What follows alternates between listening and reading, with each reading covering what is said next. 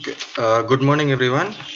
Firstly, a warm welcome to the IEEE Bangalore Section Gurukul series. I hope all of you make the best use of this series, and it's a hard time for all of us. So make sure that you make the best use of this. Coming to today's session, the session is on signals and systems, module 3 and 4, and it is being delivered by Dr. P. Sudhir, who is currently working as an associate professor uh, in the Department of ECE in SJBIT Chikbalapur. We a warm welcome to you, sir. You can go ahead. Thank you. So welcome participants.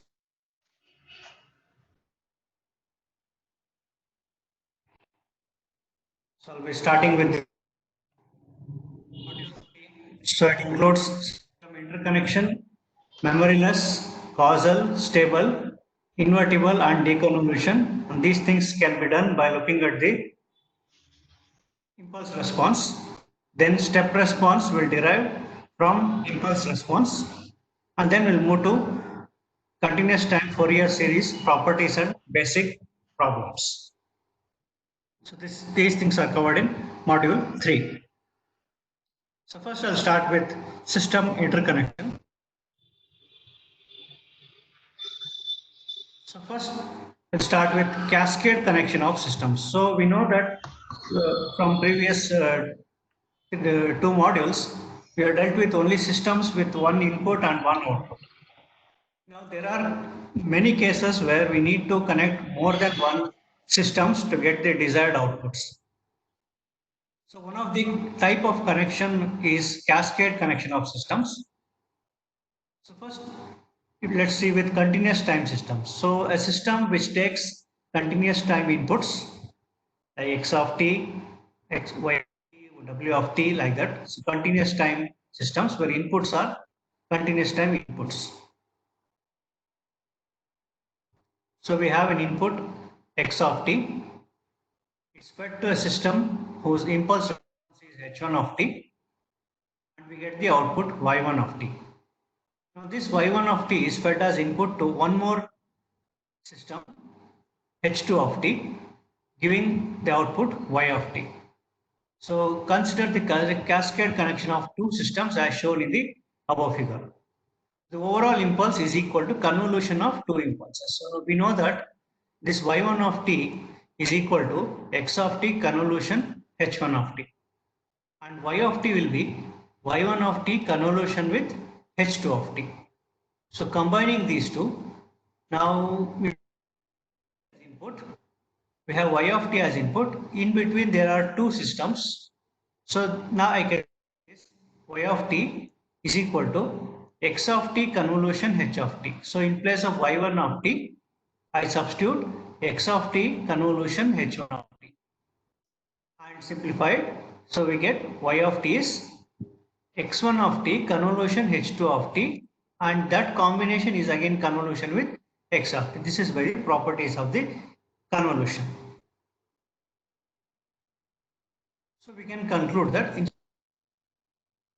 systems, we can take only one system whose input is x of t, we get output y of t, and that system impulse response is convolution of the individual system impulse responses. So this is what is cascade connection of systems. So two systems can be combined to one single system, and that response impulse response is h1 of t convolution h2 of t. Now digital time system or discrete time systems, just the inputs will change. So x of t will become h of t will become h1 of n, y1 of t will become y1 of n, and y of t will become y of n. So the rest of the things will remain same.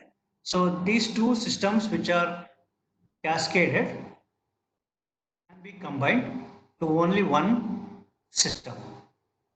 So x of n, y of n. So the combined impulse response is h1 of n convolution with h2 of n. This is about cascade connection of systems. Next is parallel connection of systems. Again, first case, continuous time system. Now we have two systems connected in this fashion, where both have same input. The response of h1 of t will be y1 of t. Response of h2 of t will be y2 of t. Combining these two, y1 of t and y2 of t, I get y of t. So y1 of t is x of t convolution of t. y2 of t is x of t convolution h2 of t. So therefore, this y of t can be written as y1 of t plus y2 of t. Substituting for y1 of t and y2 of t. From these two, x of t is common. So take out x of t convolution with h1 of t plus h2 of t. So now here it is addition of two impulse responses. So these two which are in parallel can be converted into single system whose response is sum of individual impulse responses. So x of t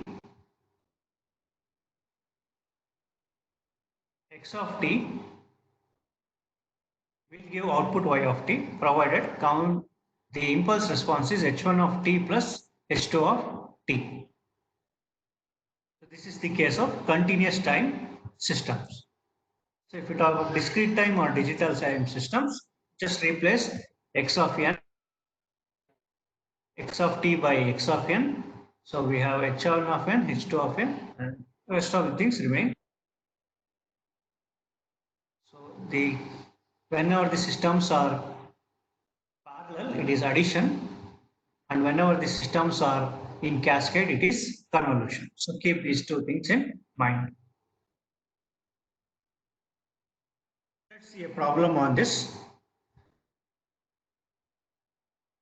This is the system given, which is a combination of parallel and cascade.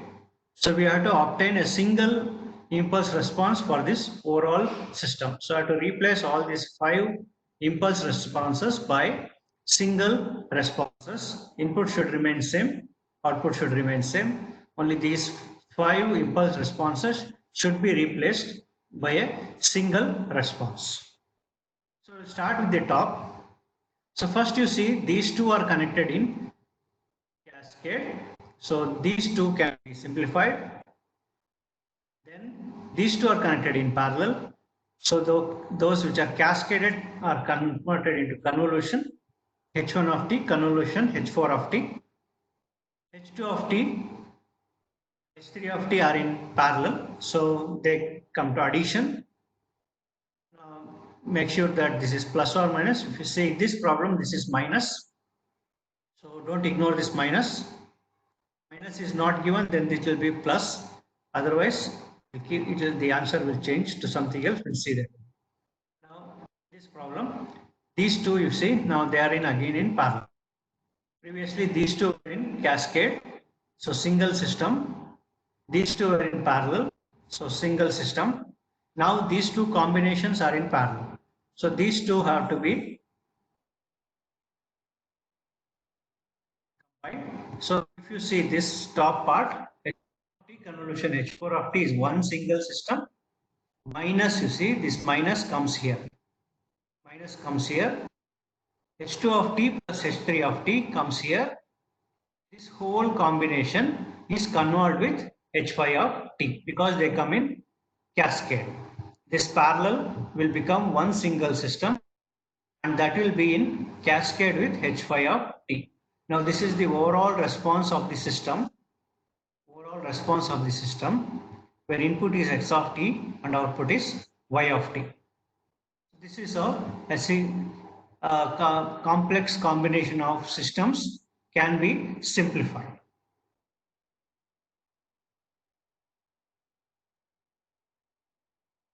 We'll see a little bit complicated. Now here the responses are given like this.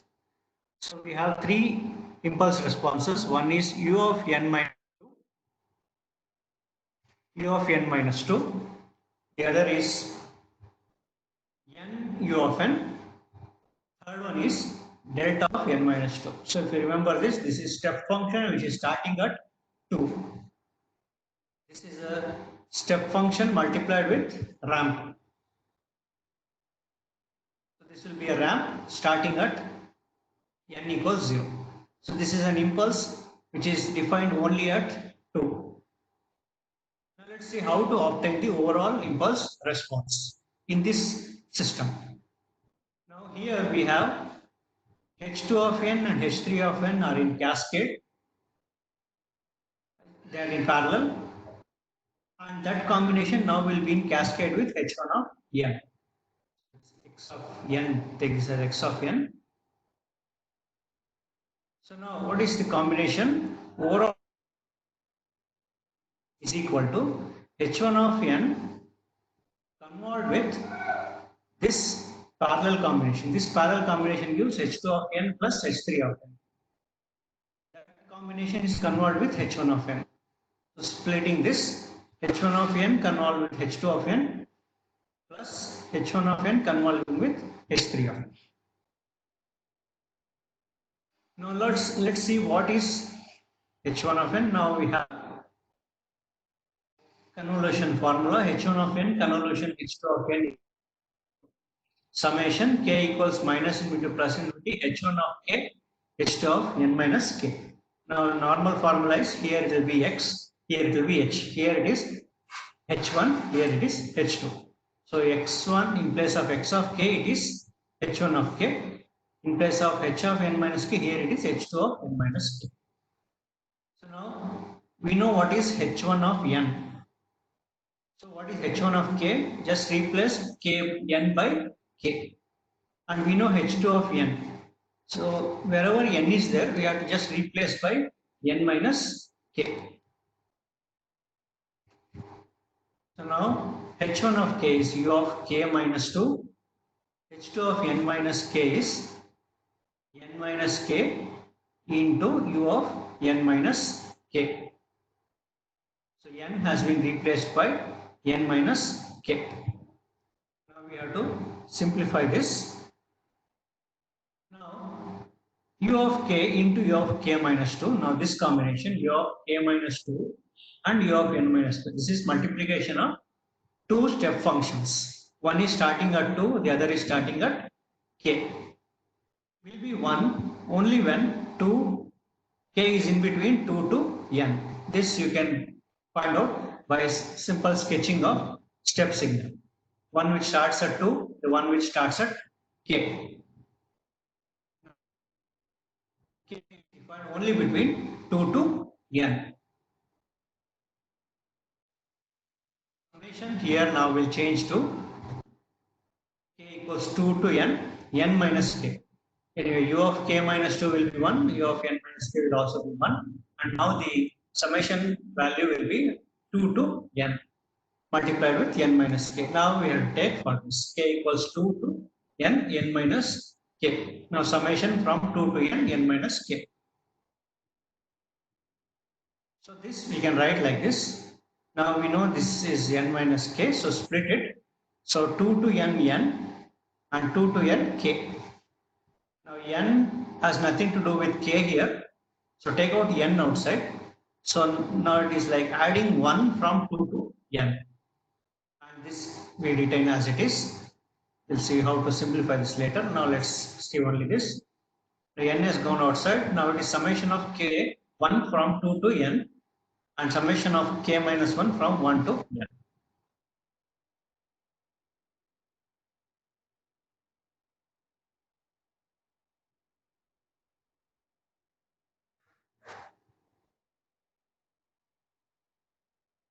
Sorry, this is 2.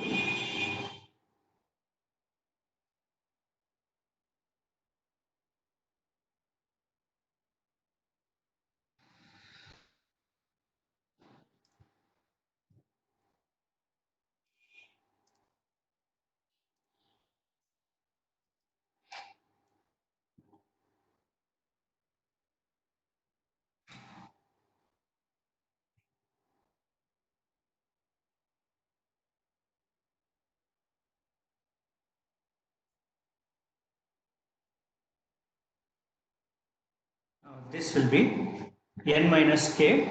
Now here we took that k equals 2, but here this is k minus 1. Why this came? Because this was k is this I simplified to start from k equals 1. Why we'll see 1 itself. Now this equation has been simplified a little so that this again will split later. This was correct. So n minus k, k equals 2. Now when I take k minus 1, it will start from 1.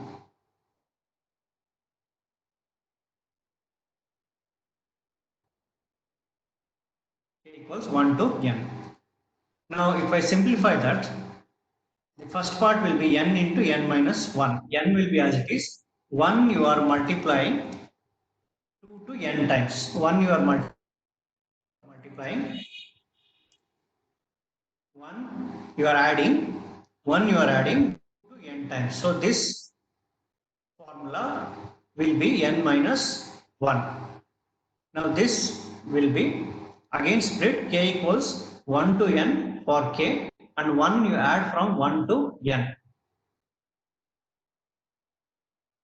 So these things on simplifying will give like this n into n minus 1 minus of n into n minus 1 by 2. This is for k and this will be 1. So this on simplifying will give n square minus 3n plus 2 divided by 2. Next coming to the second one, h1 of n convolved with h3 of n, that is u of n convolved with impulse function. So we should use the property of the convolution. Any signal x of n multiplied with an impulse which is time shifted by value n naught will be equal to the time shifted signal itself. So x of n itself will be shifted by value n naught. Here n naught is equal to 2.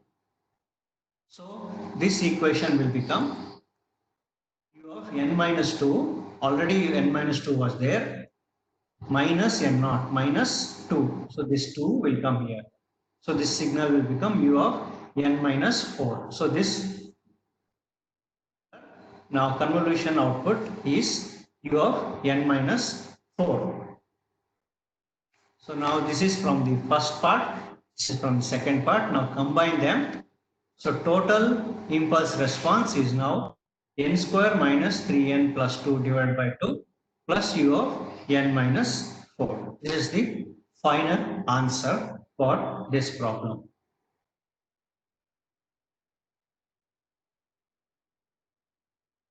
Next, we will move to system properties in terms of impulse response. So there are some properties system properties which can be found out by just looking at the impulse response. So just by looking at the impulse response, we can find out property. First is causality. So causality of LTI systems. So first, let's see what is causality or what is a output of the causal system depends only upon the present and past inputs. So this is of the causal system. The output of the causal system depends only upon the past inputs.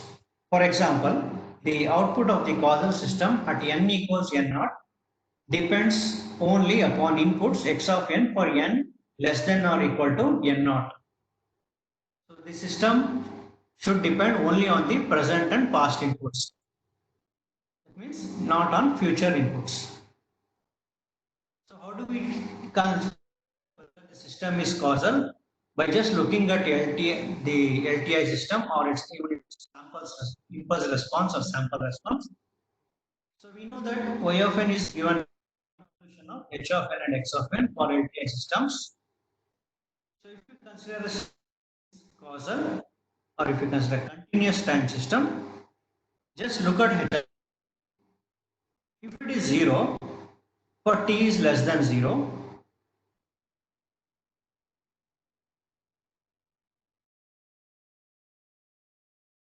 you have to do h of t equals 0 for t less than 0. That means you just substitute any value for t less than 0.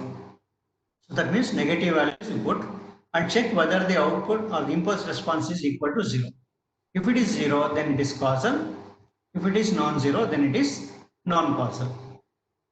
Similar thing extended to discrete system. If n is less than, for n less than 0,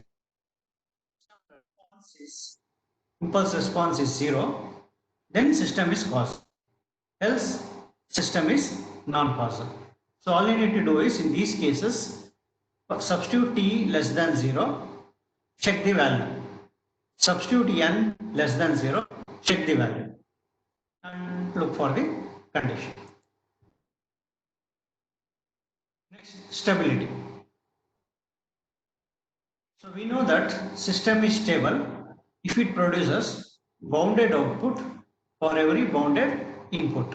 The system is BBO stable, we call it BBO stable if it produces bounded output for every bounded input.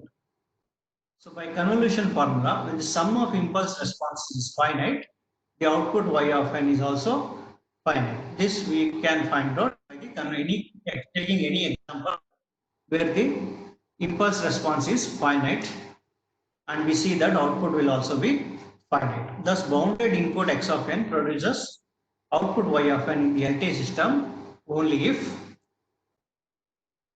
impulse response is absolutely summable. So h of k is, if we take the summation of h of k, substituting k equals minus infinity plus infinity is less than infinity.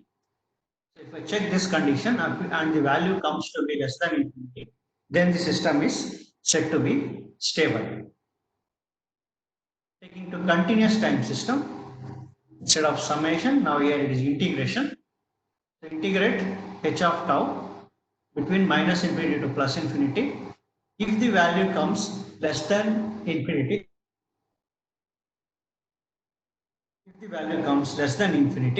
then the system is stable. Now let's see for some examples. So to check whether the following systems are stable and causal.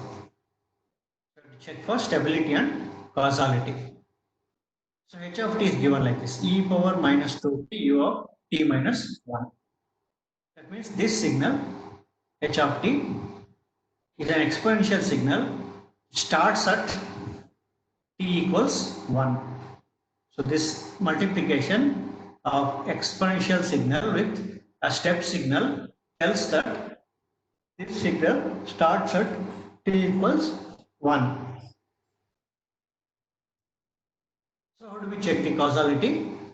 So now we know that u of t minus 1 is 1 for only t greater than or equal to 1. That is 0 for t less than 1. So substituting that condition here, now h of t is e power minus 2t into 0 and it is equal to 0 for t is less than 1 and it is 0. So e power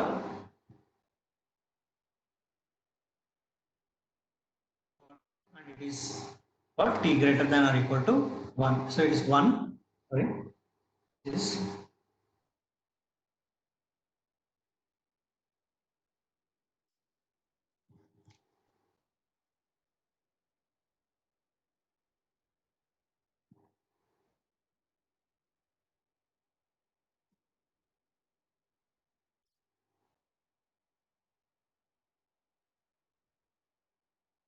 So this satisfies the condition. You can see for t is less than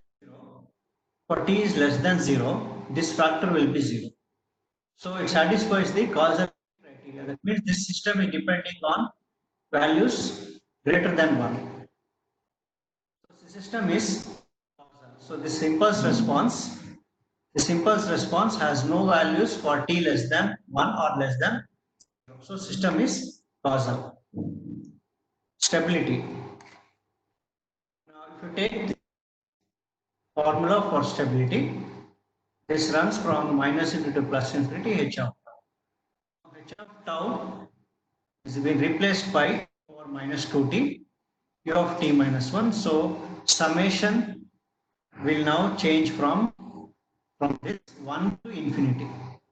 1 to infinity. So we have to integrate between 1 to infinity is e power minus 2 tau d tau. This is tau. So this factor will give half e power minus 2, which is less than infinity. So the value is coming less than infinity. So this system is stable. So this system e power minus 2t is causal as well as stable.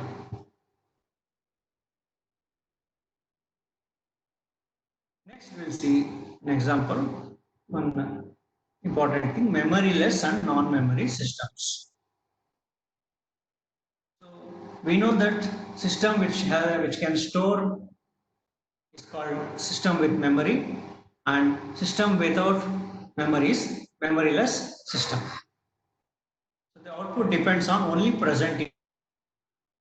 Then system to be with memory or static system. If the system stores the value, then system is said to be dynamic system or with memory. So all we need to do is check for h of n equals 0 for n not equal to 0. So in other words, you can just check by looking at this. Under the above condition, unit sample response will be of the form of unit impulse. So if your impulse response is of this form, h of n equals c delta of n. If h of n is of this format, c into, where c is a constant, into delta of n format, then the system is said to be with memory.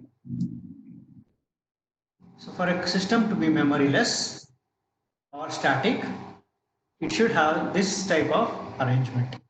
H of t should be equal to some constant times multiplied with impulse, or some constant times multiplied with this impulse. These are the conditions for system to be memoryless. Let's see the discrete case where the systems are stable. Systems are whether they are stable, causal, or memoryless. So let's see this. So if you see this, h of n is given by 0.99 to the power n u of n plus 3. That means this signal is a rising signal that starts at minus 3. So n now starts at minus 3.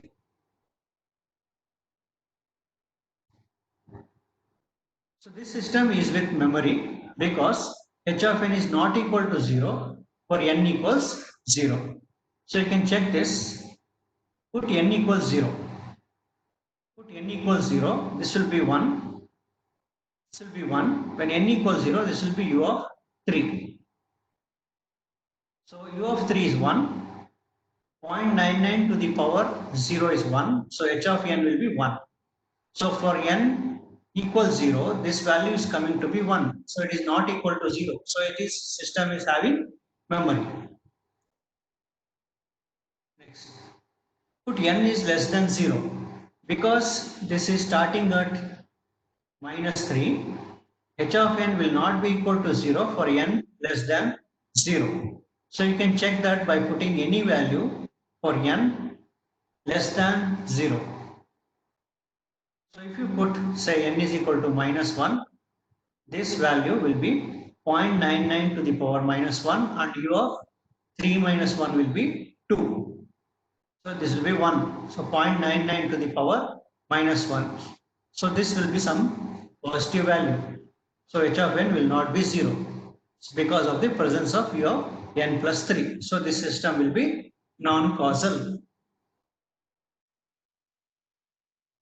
Stability.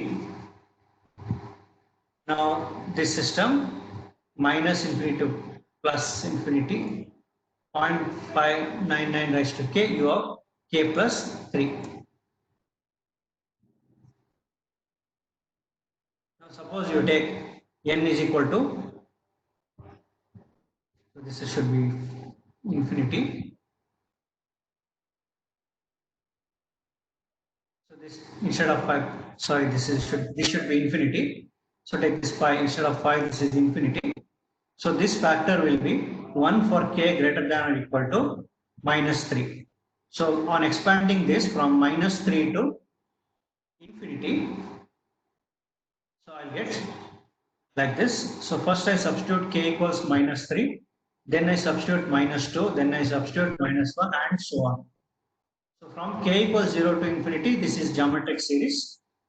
So these factors, these three factors will give 3.061. These factors will give 3.061 and this factor will give 1 by 1 minus 0.99. So you can see that it is finite. So system is absolutely summable. So system is stable.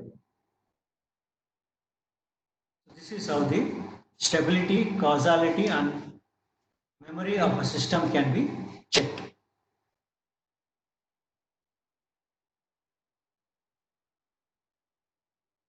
Next we will see some invertible systems.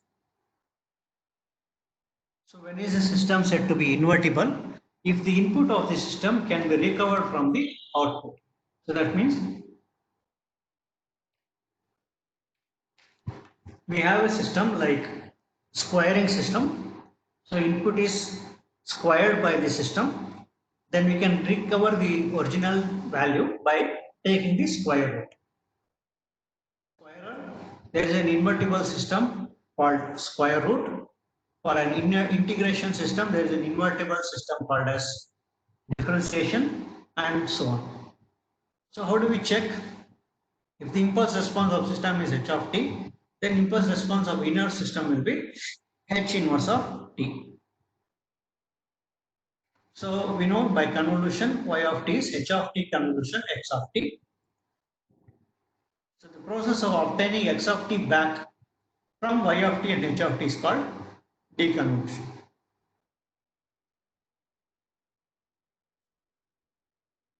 So how do we do deconvolution? Is by convolving y of t with the inverse of the impulse response and we get x of t.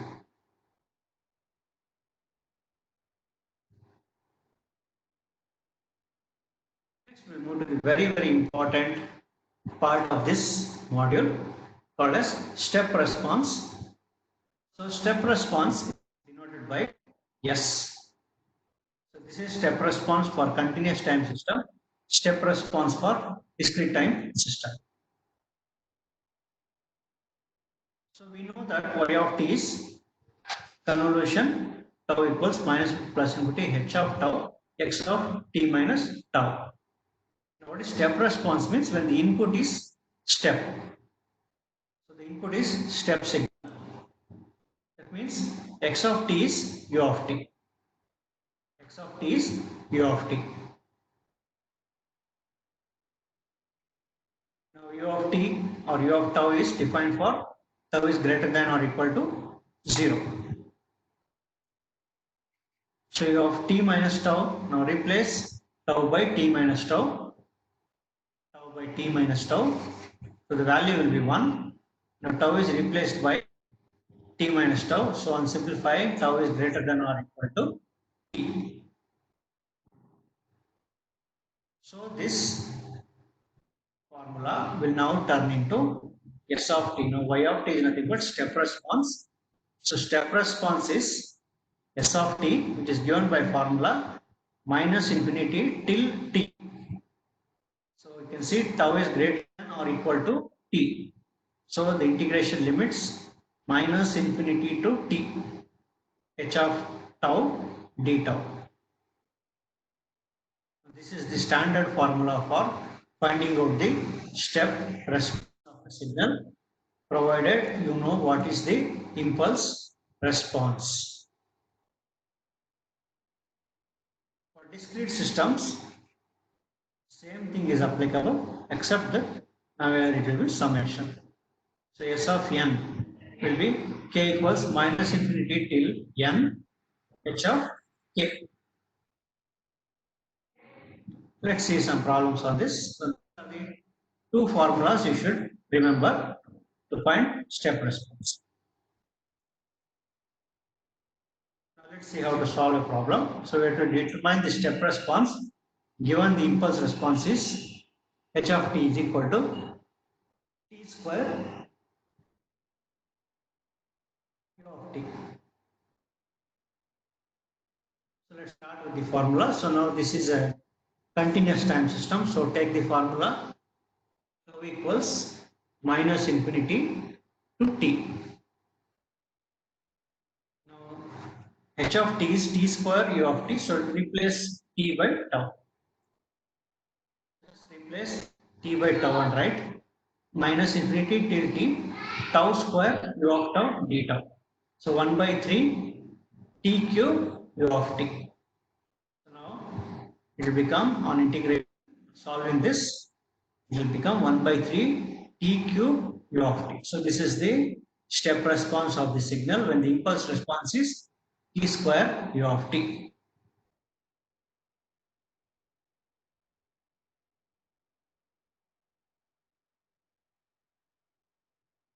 Next, determine the step response of this LTI system if the impulse response is, see this is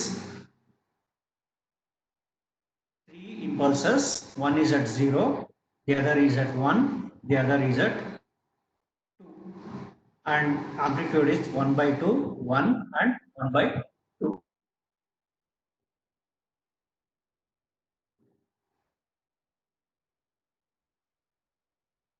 So S of n, how do we define?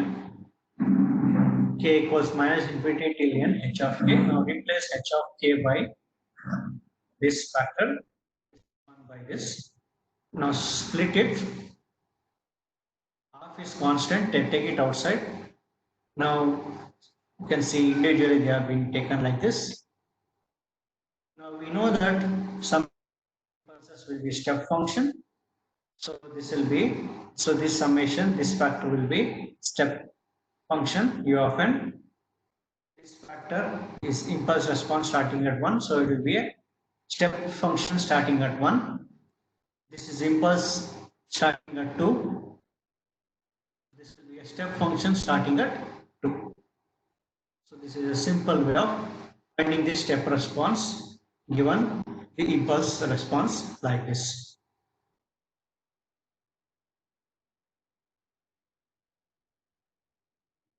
So you can try out some more problems like this. This chapter is highly scoring because its simplicity. You can see once you understand the simple concept like this, it's very easy to get the answer. So you need not do anything like convolution or anything here.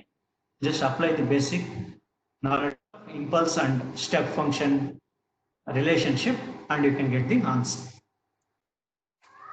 So these are some of the work questions which have been already popular in question papers. So these are the questions which I've repeated many times. So feel free to work on these problems. So once you work on these problems, this chapter will be very easy.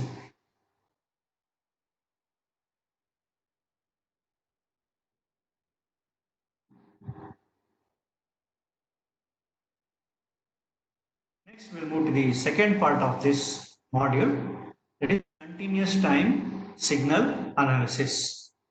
So far we have been analyzing the signal with respect to time. So we have been manipulating the signal, we have been doing convolution and all those things, only being in time domain. But there are some applications which need to be analyzing the signal in a different perspective. So for any periodic signal x of t with fundamental frequency omega naught. So now, from now onwards, we have to work with a signal considering its frequency. So far we have not at all dealt with any component of frequency. We are not at all told about the word frequency in the previous chapters. But now onwards, any signal given should be first thought of in terms of its frequency. So any periodic signal x of t with fundamental period omega naught. So this we come to know how to find out in the first module. So fundamental frequency of any signal if it is periodic. So let's say this x of t is having fundamental frequency omega. So we have found out that x of t can be written as a linear sum of the basis functions. So which are the basis functions is put omega naught 0, omega naught 1, omega naught as 0, omega naught as 2, omega naught. So multiply omega naught with n. So when you multiply with omega naught with n, it will be 1, and n equals 1. Then omega naught 1 with 1, it will be omega naught.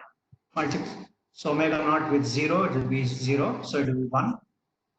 So cos 0 will be 1. Cos omega naught t, cos 2 omega naught t, and so on. Similarly, sine with sine omega naught t, sine 2 omega naught t, and so on. So these are called as basis functions. So these are the basis functions upon which this x of t is built. So how is it built? Let's say this is the signal x of t.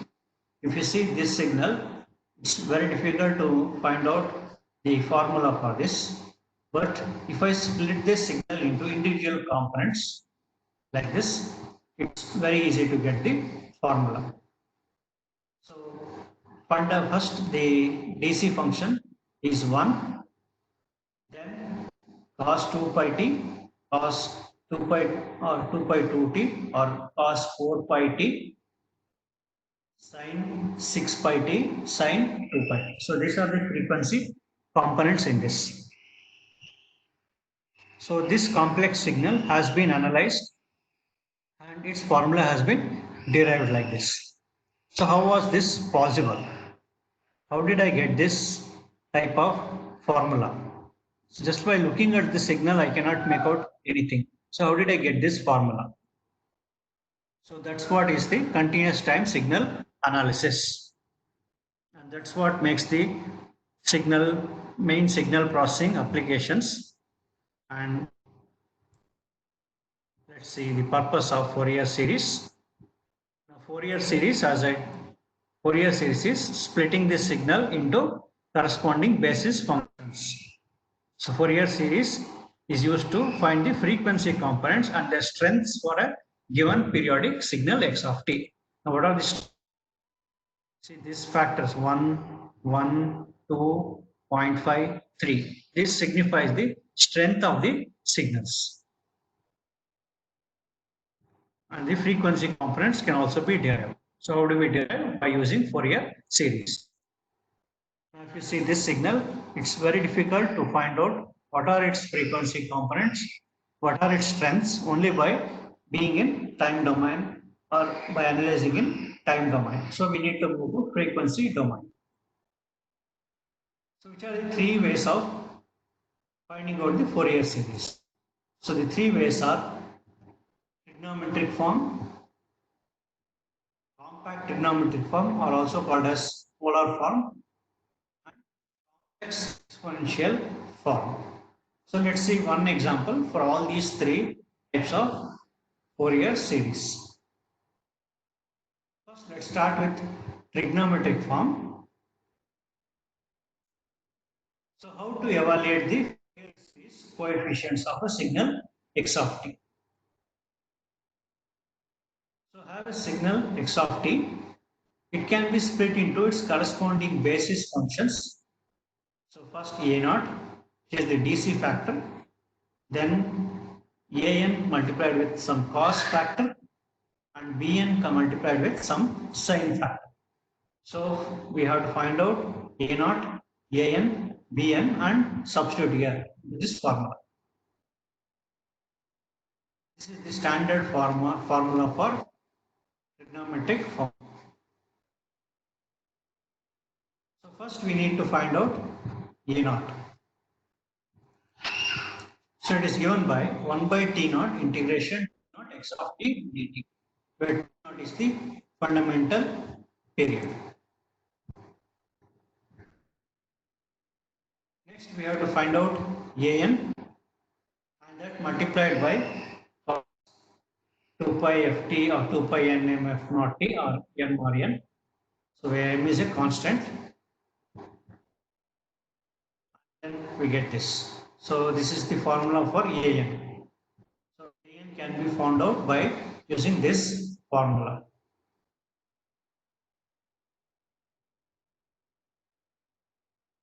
Similarly, Bn can be found out by this formula. So given x of t, we have to find out first its fundamental period, then apply these formulas, find out Bn, An and A. Let's see how to do this with an example. Let's take this example, which is quite popular. This exponential signal, it is having the formula e power minus t. So after every 0.5, it's repeating. The signal keeps repeating after every 0.5. So first let's write down the formula. A naught summation n equals 1 to infinity an cos 2 pi f n 2 pi n f naught t plus summation n equals 1 to infinity bn sin 2 pi n f naught t. Now here what all we need? We have to first find out A naught. So we need f naught value. We need f naught value. So from this you saw fundamental period is t naught. That means when the signal is repeating 0.5. So f naught is 1 by t naught. So 1 by 0.5 is 2. We know omega naught is 2 pi by t naught or 2 pi f. So it will be, so t naught is 0.5. So this will be pi radians per second.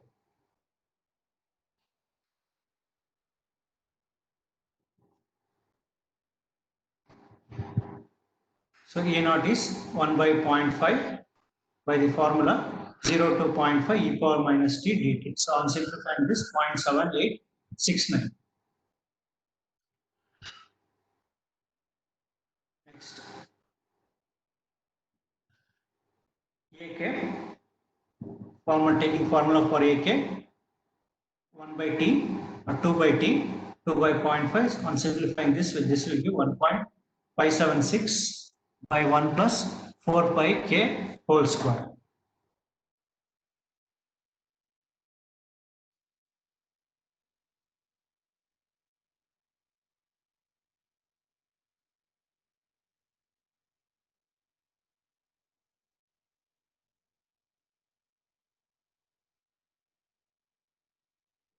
Is 4 pi.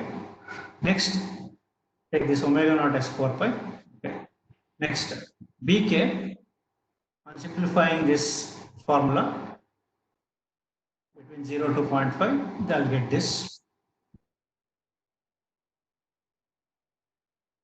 Finally, substituting these three factors into this formula, x of t, a naught, now in place of an or ak, we substitute, just replace k by n or n by k.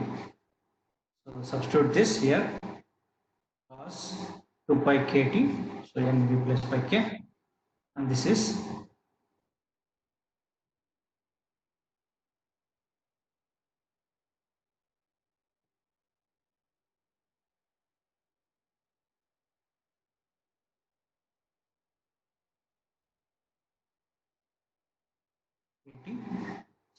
right.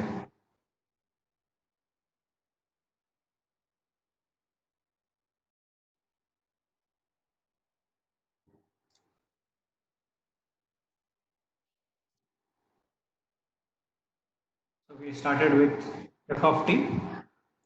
Write down the formula first. Write the fundamental frequency. Find out a naught using the formulas given previously. Then find out ak. Then find out bk. Substitute it, and you get this. So you have to be very careful with integration part. So a small mistake in integration will lead to wrong answer. So you should be very careful about the integrations. So this, you can see this x of t is made up of these complex signals.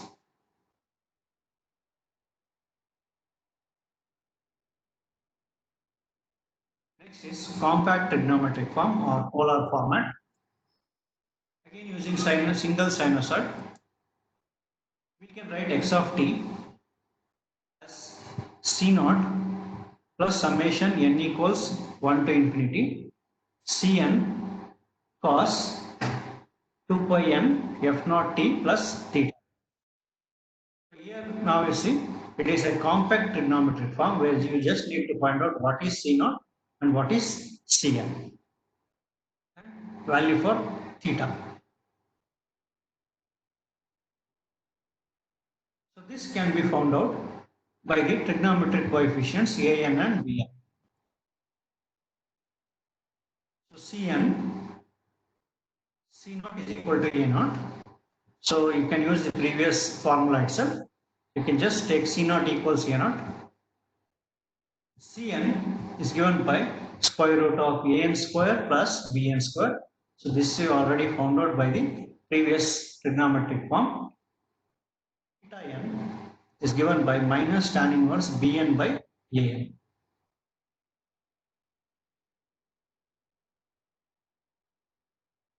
So this how did we obtain? By the trigonometric identity a cos theta plus b sin theta equals c cos 2 theta. So like that formula. So a cos x plus b sin x equals c cos x plus theta using this trigonometric identity.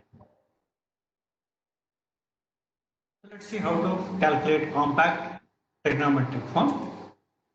Again, let's take the same formula, same signal.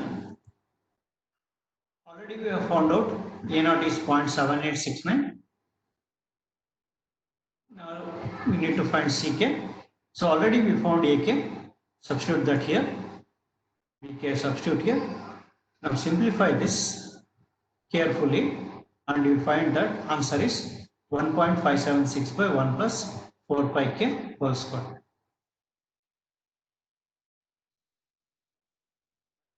Tan inverse bk by ak. So 6.3 pi k by 1 plus 4 pi k whole square divided by 1.576 divided by 1 plus 4 pi k whole square. Now on simplifying, you get minus tan inverse 4 pi k.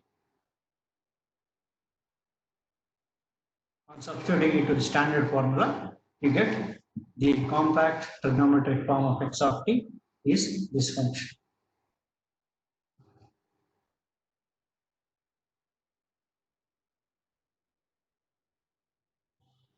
Next very important one is exponential form. So x of t can be expressed as x of t is summation dn e power j 2 pi f naught nt. So various textbooks use this as various ways. Some textbooks will take this as x. Okay. So anyway, the definition remains same. We have x of t, we have to find out dn, only dn. Okay, so we have to find out if dn or x of if dn is just multiplied with e power minus j 2 pi f naught n.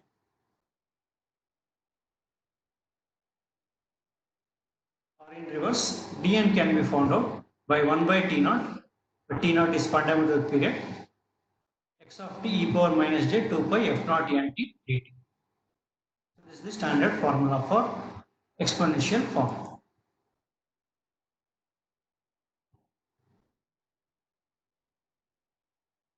So these are the conditions for even and odd. Let's see one example. Again, let's take the same example. Now this is the formula for finding out x of n. Now previously dn, now that's write as x of k, dn I write as x of k. Rest of the things remain same. This is continuous signal. So 1 by t integration t x of t e power minus jk omega naught t dt. So omega naught has to be found out first, and what are the limits we have to check. So we saw that t is 0.5, that means this is repeating after every 0.5. So 2 pi by t, 2 pi by 0.5.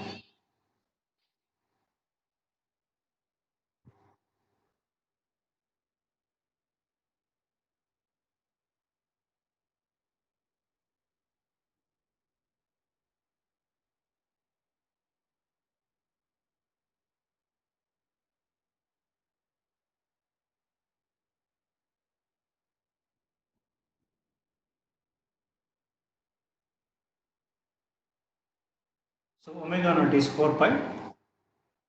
Substitute that here. Now 1 by t will be 2. Integration now will be only between 0 to 0.5. 0 to 0.5. X of t is just taken as e power minus t. E power minus jk, omega naught is 4 pi dt.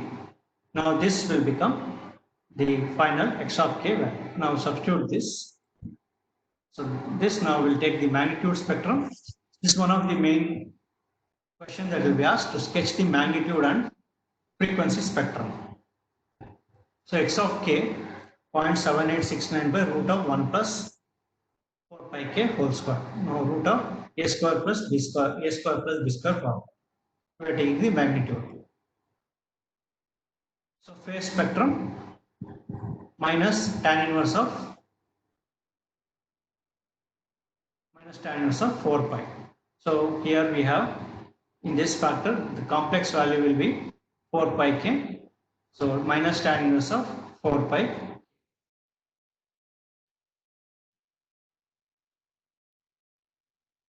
Putting the values for k, different values of k. So k is minus 4, minus 3, minus 2, minus 1 here, and 0, 1, 2, 3, 4, and so on. So you give the various values for k and plot the signal. Plot it, you'll get the magnitude spectrum. Similarly here, substitute various values for k and take the values in radians, and you'll see that you'll get this type of curve. So this is how a compact, this is how an exponential form of trigonometric function has to be solved.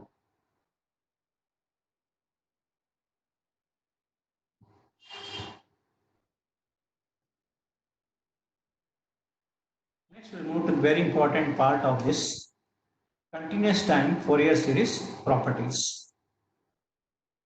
So we have x1 of t and x2 of t, and their Fourier series coefficients are Cn and Dn. So x1 of t Fourier series coefficients are Cn and Dn. So here we can take this from the exponential form, third type of Fourier series, simple way. So for x1 of t, Fourier series coefficient is Cn. For x2 of t, Fourier series coefficient is Dn. So first property is linearity property. It states that if x1 of t Fourier series is Cn, x2 of t Fourier series is Dn, then if I take the scaled and superposed inputs ax1 of t plus bx2 of t, then the Fourier series will also be scaled and superimposed sequence. So that is ACn plus bdn. So how do we get this? Apply Fourier series to this ax1 of t plus bx2 of t and apply the formula, split it, and you can see that this factor will be Cn, this factor will be Dn. So ax1 of t plus bx2 of t Fourier series will be Acn plus bdn. So in some textbooks they are given Cn in place of Cn and Dn as x1 of k and x2 of k. So answer you can take whatever way you want. Next problem. X of t Fourier series is Cn. If I time shift the signal x of t minus t naught, then its Fourier will be with multiplication of with a complex value is omega naught. So e power minus jn omega naught t naught Cn. So from the definition of Fourier series, x of t is summation n equals minus 2 plus infinity Cn e power jn omega naught t. This is by the definition of Fourier series. Now replace t by t naught. So x of t minus t naught. So here Cn will remain as it is. T by t minus t naught. Now you can split this. So x of t minus t naught. Now this is Cn e power minus j n omega naught t. This is one factor. e power jn omega naught is one factor. Now if you see this is nothing but inverse Fourier series. So this factor is inverse Fourier series. So this factor will be x of t minus t naught is inverse Fourier series of Cn e power minus jn omega naught t. That means if you take x of n minus t naught and if you take its Fourier series, it will be e power minus jn omega naught t naught Cn. This is the time shifting property.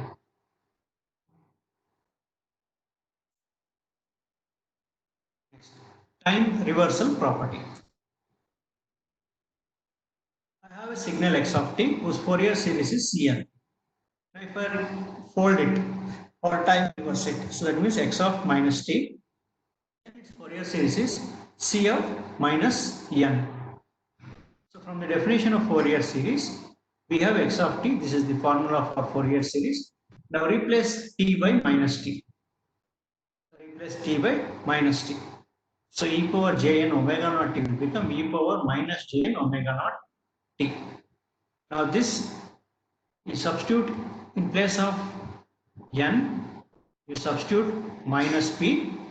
So x of t minus t, p n you replace by minus p. So minus infinity plus infinity will become infinity to minus infinity. N is replaced by minus p. Rest of the things remain same. So this you can see. If we see now, just replace p by n. So what is this? This is the inverse Fourier transform of C of minus n. What is it? X of minus t. For inverse Fourier transform is C of minus n. That means x of minus t Fourier series will be C of minus n. This is time reversal property. Next, time scaling property. Have x of t whose Fourier series is Cn. Now if I scale this x of t by factor alpha, so I may expand the signal or compress the signal, then Cn will not change. So this is the basic thing. Even if I fold the signal or even if I stretch the signal or compress the signal, the Fourier series will not change. It remains same. That we need to. So first start with definition of Fourier series. Replace t by alpha t. So just replace t by alpha t. So this omega naught alpha is, they are both constants. So there you can take them one part. So if you can see this, this is e power j omega naught alpha. So this is nothing but Fourier's inverse Fourier of Cn. Where in place of omega naught, it is omega naught alpha. Omega naught has been replaced by alpha omega naught. So inverse Fourier is inverse Fourier. So x of alpha t Fourier series will be Cn itself. So you can see this is not changing. Only the factors here are changing. So x of alpha t Fourier series remains same. So even if you scale or even if you scale, the signal Fourier series will not change. Next is time differentiation property. I have x of t whose Fourier series is Cn. If I find the derivative of x of t, then its Fourier series I just need to multiply it with jn omega naught. So from the definition of Fourier series, we have x of t is summation n equals minus infinity to plus infinity Cn over j t. Differentiating both sides with respect to t, we get dx of t. That means we need to differentiate this.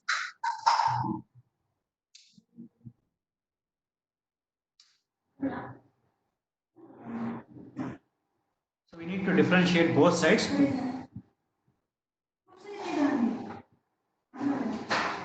we need to differentiate both sides with respect to t. So we get differentiating this e power, differentiating with respect to t, we get dx of t by dt. We need to differentiate this part. So this jn omega naught t will come outside.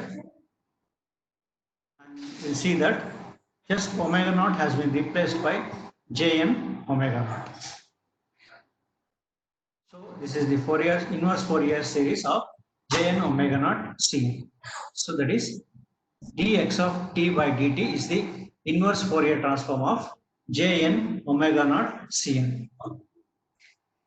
That means differentiation of x of t Fourier series is jn omega naught cn.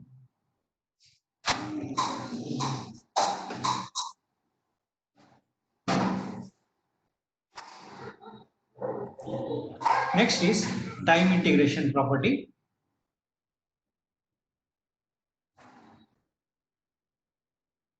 So the time integration property states that we have x of t whose Fourier series is cn. If I integrate this x of t between minus infinity to till t, then its Fourier series is cn is divided by jn omega naught. So from the definition of Fourier series, we have this. Now integrate on both sides. Now integrating e power jn omega naught tau. This jn omega naught tau will come at the bottom. So it is inverse Fourier transform of cn jn omega naught. So when I integrate this,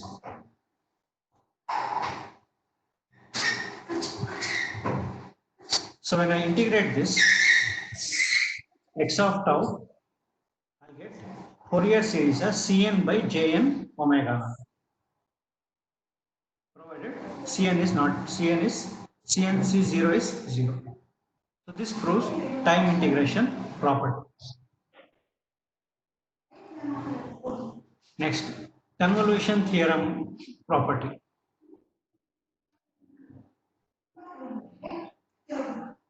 So it's convolution theorem property. So convolution theorem property states that the Fourier series of convolution of two time domain functions x1 of t is equal to multiplication of their Fourier series. That means multiplication in time domain is equal to convolution in frequency domain or reverse. So Fourier series of convolution of two sequences is equal to multiplication. You can see here multiplication in frequency domain and multiply with fundamental frequency t. So I have x1 of t convolved with x2 of t. So this I take from the direct formula from Fourier series. Now this x1 of t convolved with x2 of t, we know by definition x1 of t and x2 of t convolution formula. So now substitute this in this factor and split it. So this Fourier series of convolution is equal to 1 by t naught 0 to t x1 of tau x2 of t minus tau e power minus jn omega naught t dt. Now we are just segregating the common terms. So x1 of tau is one side. Now this is one side. Now t minus tau equals t dash. That means dt will be dt dash. And simplifying this, t will come outside. So this factor is cn and this factor is dn. So convolution of two sequences and their Fourier series will be multiplication of two Fourier series coefficients multiplied with t. Next very important formula is for theorem is Parseval's relation or theorem. So if x1 of t Fourier series is cn and x2 of t Fourier series is dn, then the equation states that if I multiply this x1 of t with its complex coefficients, then it is equal to multiplying the Fourier series with one of the term being the complex factor. So on partial line, if I take a single x1 of t, then it becomes summation of cn whole square. The Parseval's relation you can find out like this. Apply the Fourier series. Now replace x1 of t convolution x2 of t dash convolution. x2 of t is converted by this factor. Simplify, and you can see that on simplifying this will be cn multiplied with dn, and dn is the complex conjugate. dn star is the complex conjugate. This is Parseval's theorem. So you can work out on various Fourier series. These are from the various question papers. Work out on these. You'll find this chapter to be very easy. This chapter is, you should know integration very well. Next we'll move to module 4. So this module 4 includes DTFT properties and DTFT problems based on those properties. First we'll introduce to Fourier transform. So basically this Fourier transform is used for signals which are non-continuous. So Fourier transform is a tool that breaks the waveform into an alternate representation characterized by sine and cosines.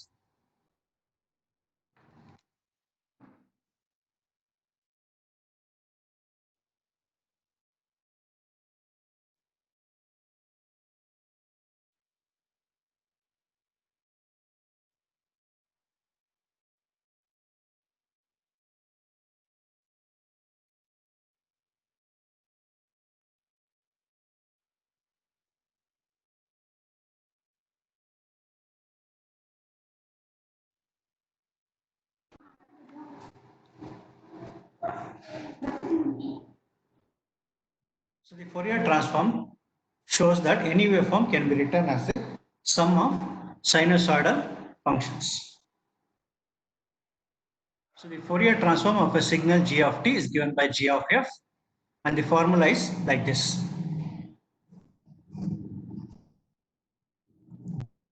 So the inverse Fourier transform is like this. So together g of t and g of f form a Fourier pair. Standard textbook format we write like this. We have a time domain signal x of n, and its frequency domain we get x of e power j omega. So Fourier series we write x of k, here we write x of e power j omega. So x of e power j omega is given by this formula. N is minus infinity to plus infinity. X of n e power minus jn. Inverse Fourier transform, x of e power j omega is known, so we need to find out x. Then it is given by 1 by 2 pi integration minus pi to pi x of e power j omega n d omega. So discrete and aperiodic signals will be converted to continuous and periodic frequency domain components. This is the definition of DTFT. So let's see one of the basic DTFT of any signal which is exponential. So x of n is a power n u of n, and provided a is less than 1. So by definition of DTFT, replace x of n u of n. This is the signal is, you can see it's multiplied with u of n. So this signal starts from 0. So n equals 0 to infinity. So summation will be now from n equals 0 to infinity. So now in this both n is common. So take out n outside. A e power minus j omega. Now applying the geometric sum formula, this will be 1 by 1 minus a e power minus j omega. So this is the dtft of a power n a of n. Similarly, one more standard formula is for impulse. So we have x of e power j omega. We know that delta of n is defined only at n equals 0. So replace n by 0. So this factor is 1. E power minus j omega into n is 0. So this factor is 1. So dtft of impulse is 1. Properties of dtft. So we have linearity property. We have x1 of n whose dtft is x1 of e power j omega. x2 of n whose dtft is x2 of e power j omega. So combining these two with the scaling factor a and b, again you can see that dtft is also a superimposed and scaled factor. Time shifting property, we have x of n which is shifted by value n naught. Then we can see that the Fourier transform is multiplied with the factor e power minus j omega n naught. Next, time reversal. dtft of x of minus n will be x of e power minus j omega. Provided x of n Fourier transform is x of e power minus j omega. And replacing n by minus n and solving it, we get x of e power minus j omega. Next is multiplication in the time domain. So we are multiplying two signals in time domain. Its Fourier series will be convolution in frequency domain. So multiplication in time domain is equal to convolution in frequency domain. So this can be proved by the applying the formula just like what we did in Fourier series. The Parseval's relation addresses the energy of x of n. So n is minus infinity to plus infinity, x of n whole square. So again, the energy of the signal is intact in the frequency domain also, divided by 2 pi. So the energy of the signal will not change even if the signal is transformed.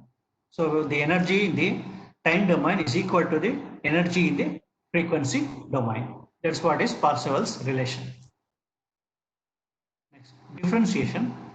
I have x of n whose dtft is e power x of e power j omega. Now if I multiply x of n with n, or if I multiply x of n by a ramp, then in time domain it is nothing but differentiation multiplied with j. So multiplication with a ramp is equal to differentiation in multiplication with a ramp in time domain is equivalent to differentiation with respect to omega in frequency domain. Next. Multiplication by exponential sequence. So I'm multiplying x of n with an exponential sequence in time domain. That is equivalent to shifting the signal in frequency domain. So the frequency is shifted by a value omega naught in the frequency domain. Next, convolution. I have x1 of n whose Fourier transform is x1 of e power j omega, x2 of n whose Fourier transform is x2 of e power j omega. Then convolution in time domain is equivalent to multiplication in frequency domain. So convolution can be converted into multiplication in frequency domain. So if you feel that any signal, two signals convolution is very difficult, so all you need to do is take their Fourier transforms, multiply and apply inverse Fourier transform, you will get the convolved output, convolved relation. So this can be derived by the simple convolution formula. So just take the Fourier transform of x1 of n and x2 of n, apply the convolution property, take k equals n minus m, rearrange it. So you get that x1 of e power j omega, x2 of e power j omega. Let's see how to use these properties. We have x of n equals delta of n impulse. Now, if I replace x of n by delta of n, we know that it is defined only at n equals 0. So replace n by 0. So value is 1.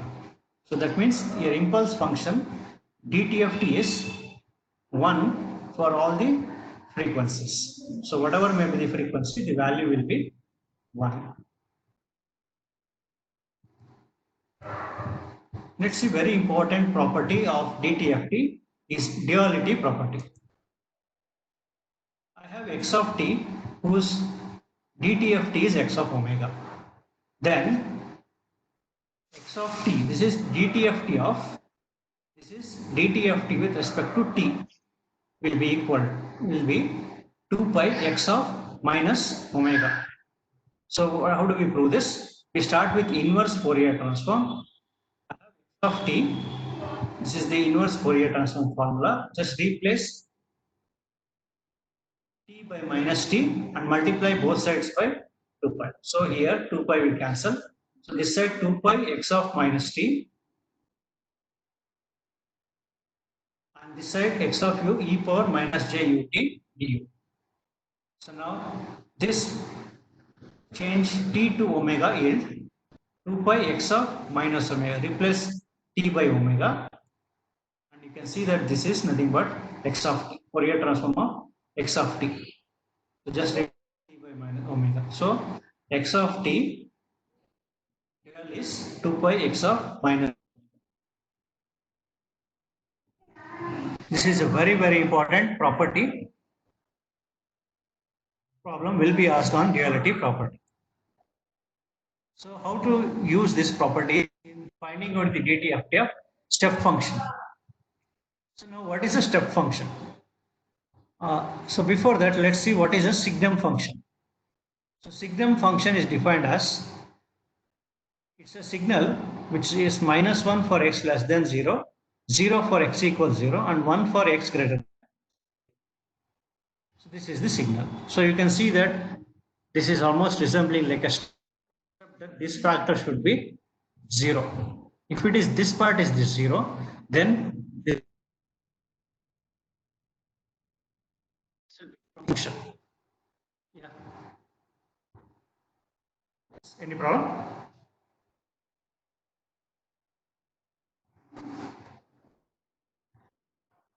So the Fourier transform of signum function. So now if I take the Fourier transform of signum, here it's defined rho of t. We know that differentiation of signum function is also a delta impulse function. So if I differentiate this signum function by d by dt, this differentiated, this delta of t differentiate, after dividing this signal by 2, you will get an impulse function. Now j omega f of rho of t is 2 pi f. This is by duality property. Now this will give f of rho of t. We know that Fourier transform of impulse is 1. So j omega you take this side. So this will give t. So that means this is Fourier transform of signum function. So Fourier transform of signum function is given by 2 by j omega. So the relationship between unit step function and signum function is given by. Now how do we derive the step function from this? So this signum function is equal to 2 times step function. So you can sketch the signal and see. signum function is given by 2 times u of t minus 1. So you have to scale the step function by 2, then multiply with minus 1, you will get the signum function. So already we know the Fourier transform of signum function. So now take the Fourier transform of this. So Fourier transform of signum function is 2 times Fourier transform of minus Fourier transform of 1. Now rearrange this. F of minus f of 1 as to this side, f of u of t to this side. Fourier transform of step function will become half of Fourier transform of signum function plus Fourier transform of 1. So Fourier transform of step function is half of, we know already Fourier transform of signum function is 2 by j omega, substitute that here. By duality property, Fourier transform of 1 is 2 pi delta of omega.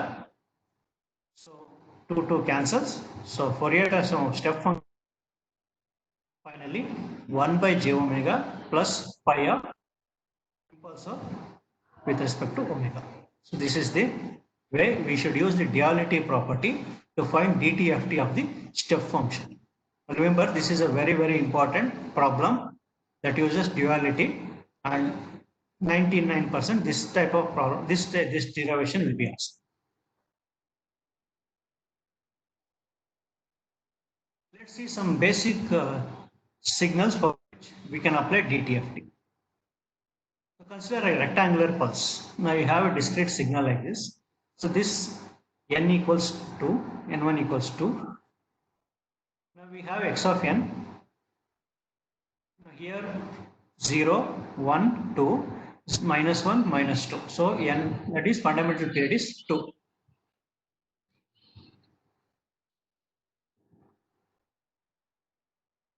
So fundamental period is 2. So let's take some sample. Yes, let's take a signal which is 1 for n is less than or equal to n1 and 0 for n greater than n1. So here example n1 is 2.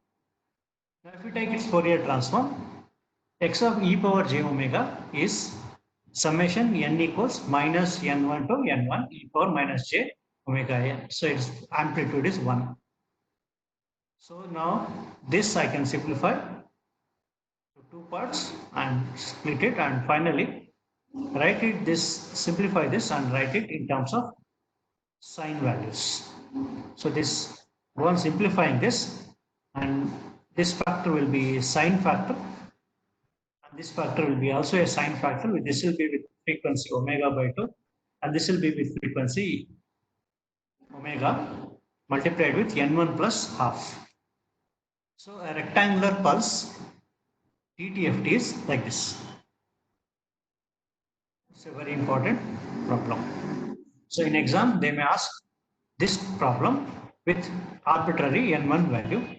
So all you need to do is derive this, replace n1 by the given value, and find the final answer.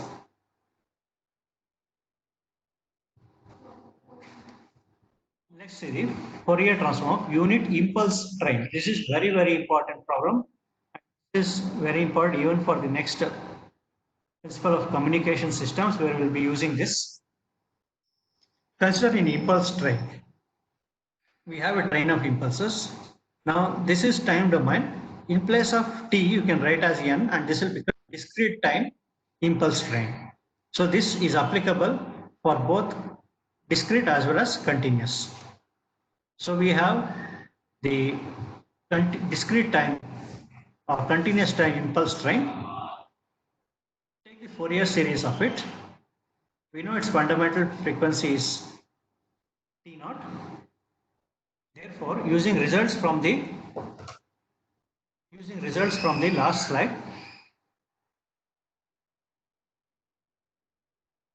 so we just substitute and solve this equation.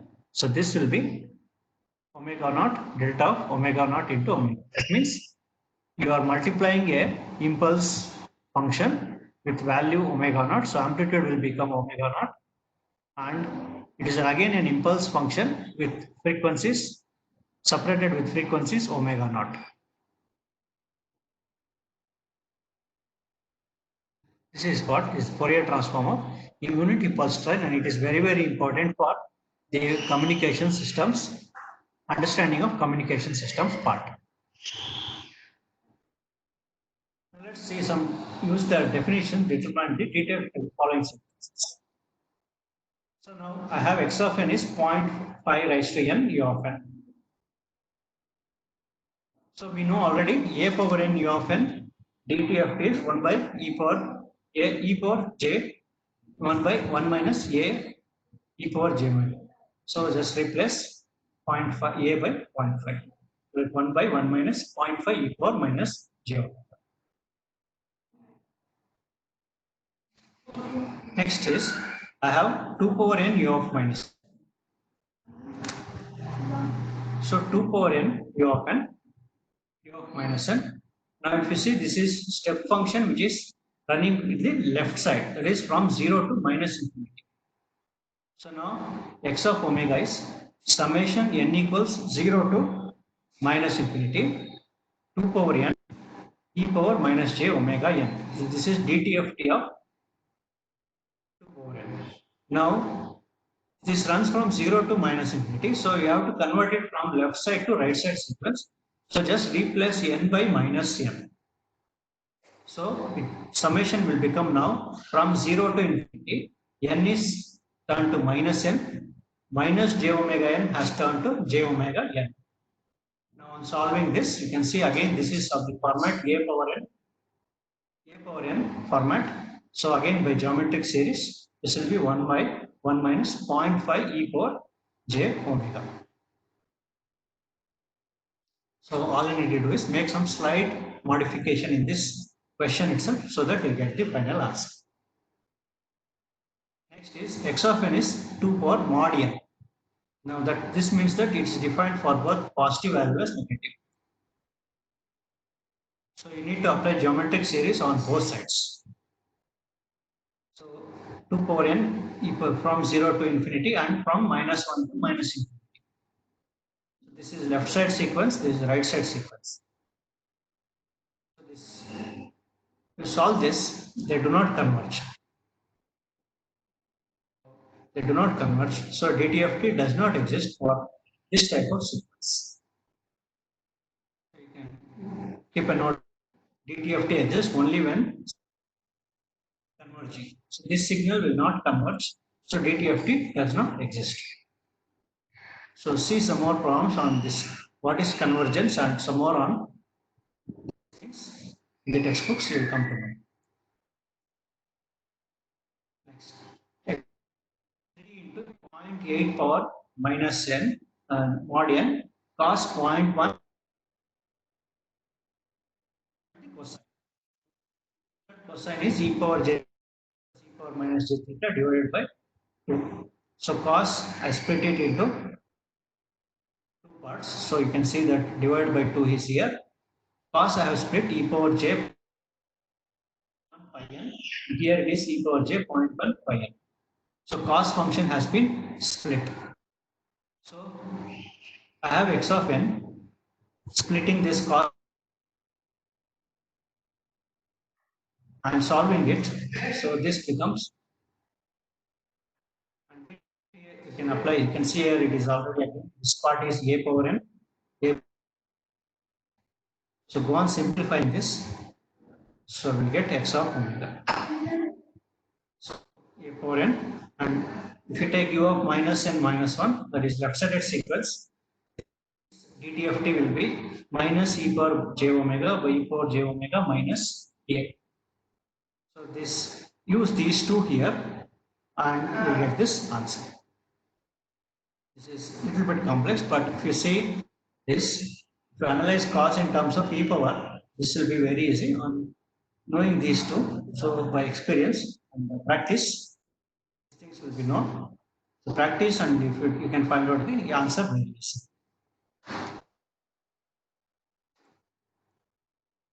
So some work questions are given here. So these are the some work questions from question paper. So the more you solve in this chapter, DTFT part, score the marks. This is my mail ID and phone number.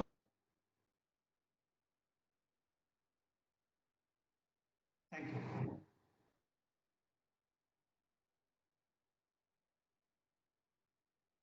Sir, thank you for the informative lecture. If any of you have any doubts, you can post it in the chat and he'll be clear.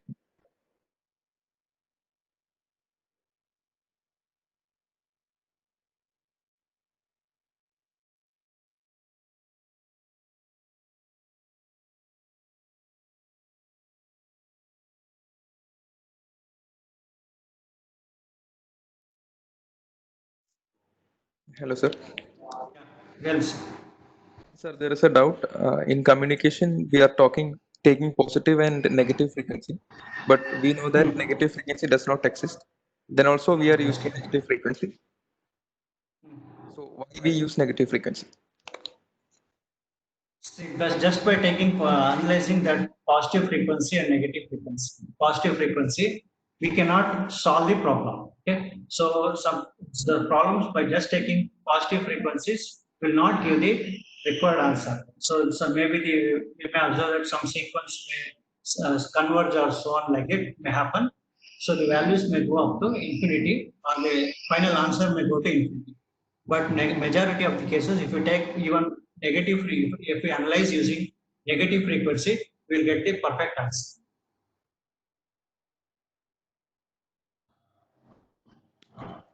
Okay, sir. Thank you.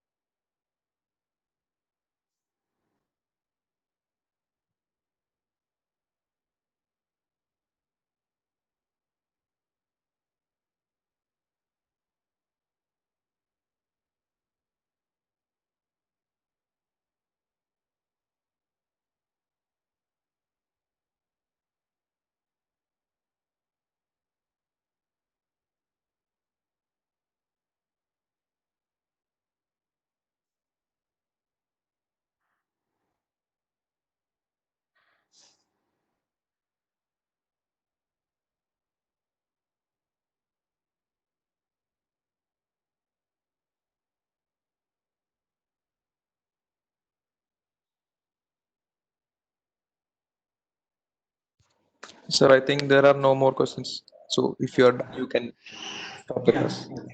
Thank you. Thank you very much. Thank you, everyone. Thank you.